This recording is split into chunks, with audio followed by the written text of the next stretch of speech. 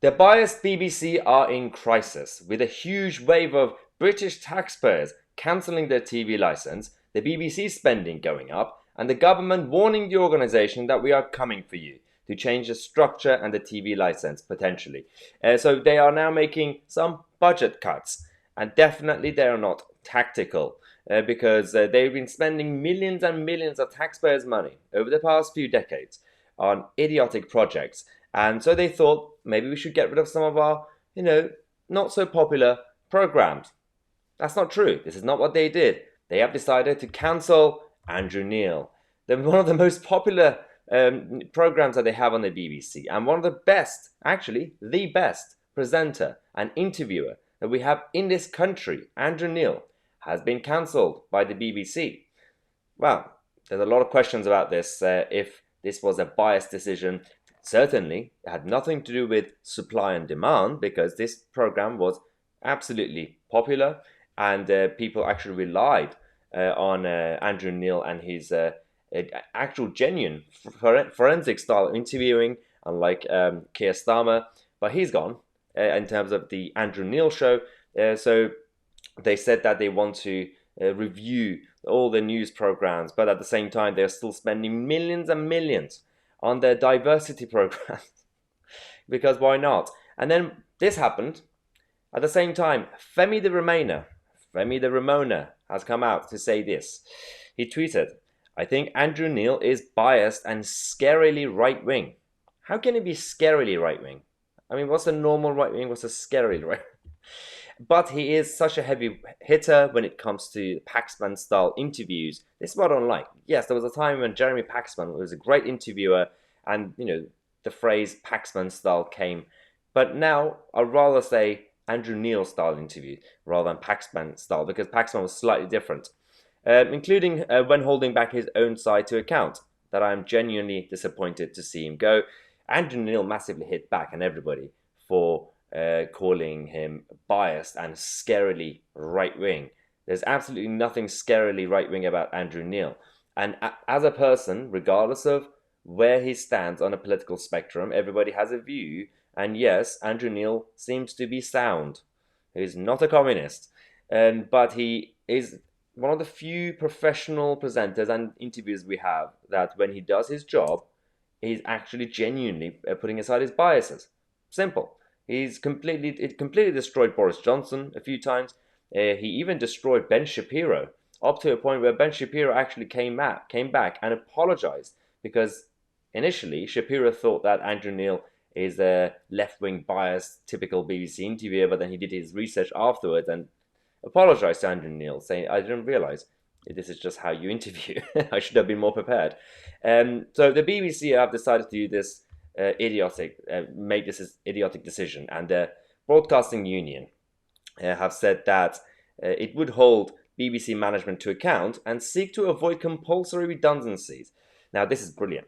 They said that BBC News is one of the most trusted brands at home and abroad. What? In an era of fake news and during an unprecedented health crisis, this trust in a public service broadcaster is critical. Well, it's gone, Philippa. It's gone.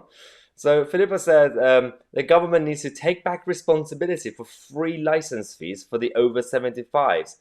No, this was the responsibility of the BBC. You can't just pass the bucket. The taxpayers pay their tax money, then refund the BBC, then you want the government to take taxpayers' money again to give free license fee to over 75s. No, the BBC should give free license fees to over 75s, as we have before.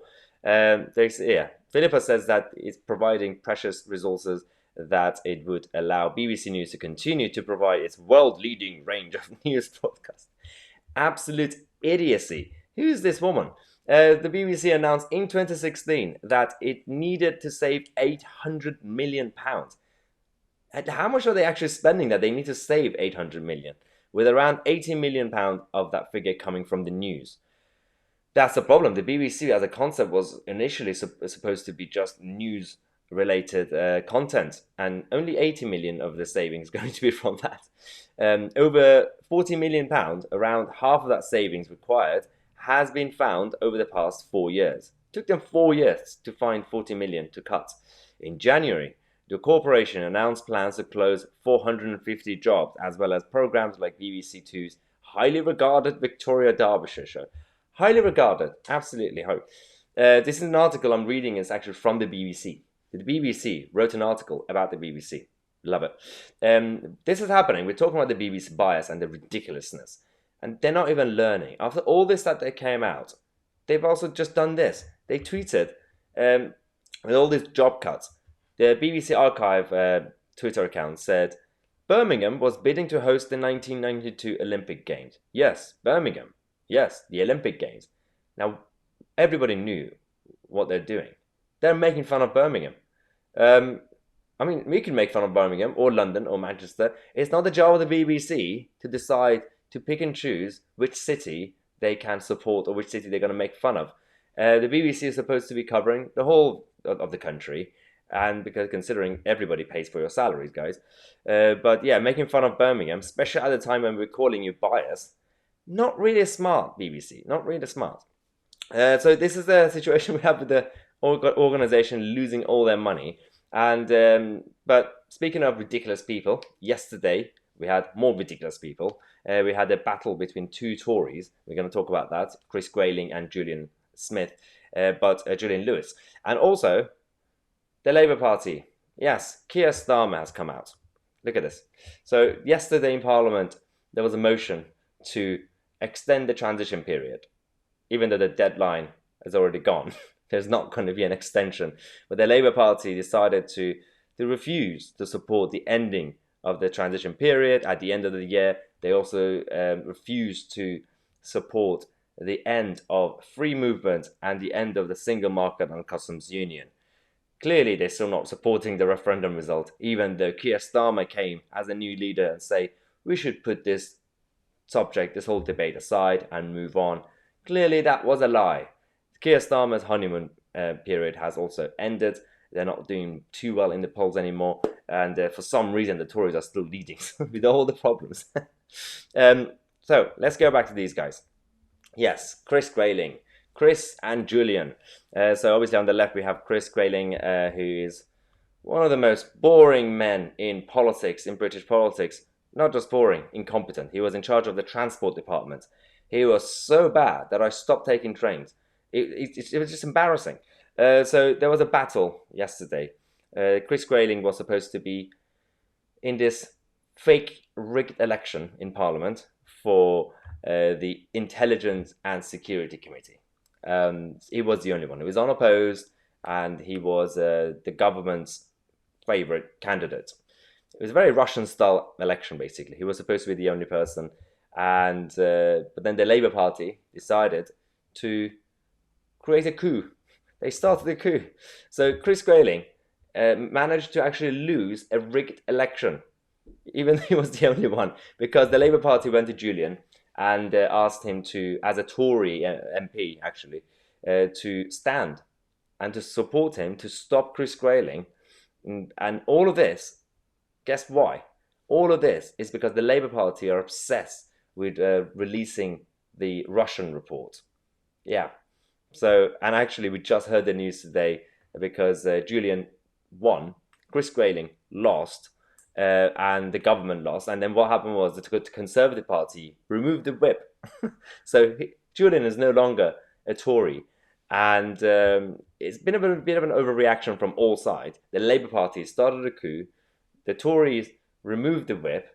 But they were supposed to be having their own coup by essentially imposing Chris Grayling on us. And now the Labour Party have won this.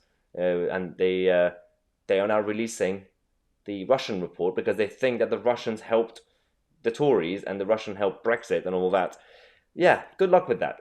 Nothing's going to come out of this report. It's just going to look everybody ridiculous. And yeah, this is the statement we have from, after everything that happened, Julian Lewis, who's now obviously the new chair of this Intelligence and Security Committee, has said that in so the 2013 Justice and Security Act has removed the right of the Prime Minister to choose the ISC chairman, And so before that, yeah, essentially it was an appointment that the Prime Minister suggested someone and it happened anyway. But since 2013, according to Julian Lewis, that's changed. So we can't just listen to what the Prime Minister or the government says when they say Chris Grayling should become chair.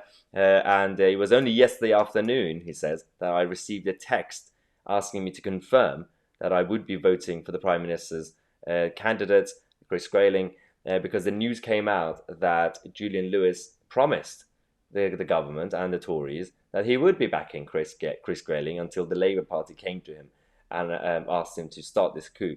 So he says he didn't support him. The Tories say he was always supporting. This is ridiculous.